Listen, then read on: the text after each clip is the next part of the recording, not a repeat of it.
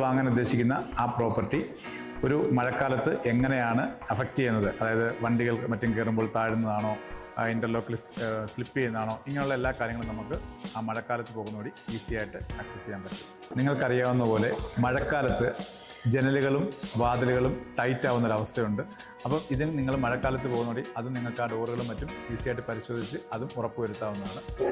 മറ്റൊരു ഇമ്പോർട്ടൻ്റ് കാര്യമാണ് ഇടിമിന്നലും മറ്റും സംഭവിക്കുമ്പോൾ അവിടുത്തെ ഇലക്ട്രിക്കൽ സിസ്റ്റത്തെ എങ്ങനെയാണത് ബാധിക്കുന്നതെന്നും അത് ട്രിപ്പ് ആവുകയുണ്ടോ, അത് വളരെ സേഫായിട്ടാണോ കാര്യങ്ങൾ ചെയ്തേക്കുന്നതെന്ന് നിങ്ങൾക്ക് ആ മഴക്കാലത്ത് പോകുമ്പോൾ അതുകൂടി മനസ്സിലാക്കാൻ സാധിക്കും. അപ്പോൾ ഈ മുകളിൽ പറഞ്ഞ ഏതെങ്കിലും തരത്തിലുള്ള ഒരു പ്രശ്നം ആ പ്രോപ്പർട്ടിയിലുണ്ടെങ്കിൽ അത് നിങ്ങൾക്ക് പരിഹരിക്കാമെന്ന് ഉറപ്പുള്ളതാണെങ്കിൽ നിങ്ങൾക്ക് ആ പോയിന്റുകൾ സെല്ലറുടെ മുന്നിൽ ചൂണ്ടിക്കാണിച്ച് നല്ലൊരു നെഗോസിയേഷൻ ചെയ്യാവുന്നതാണ്.